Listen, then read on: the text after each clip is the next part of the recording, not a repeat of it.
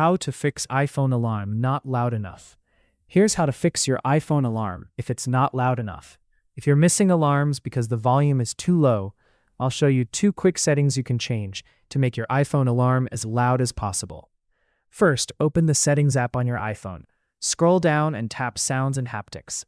Under Ringtone and Alerts, you'll see a volume slider. Drag the slider all the way to the right to set your alert volume to the maximum. This controls the volume for your alarm, ringtones, and other alert sounds. Next, scroll down and tap Built-in Speaker, then tap Volume Limit. If Limit Maximum Volume is turned on, tap the switch to turn it off. This allows your iPhone to play sounds at full volume, including your alarms. After making these changes, your next alarm should be much louder and easier to hear. If your alarm is still too quiet, make sure you've chosen a loud alarm sound in the Clock app, and that your iPhone speaker isn't blocked or dirty. And that's it. That's how you fix an iPhone alarm that's not loud enough.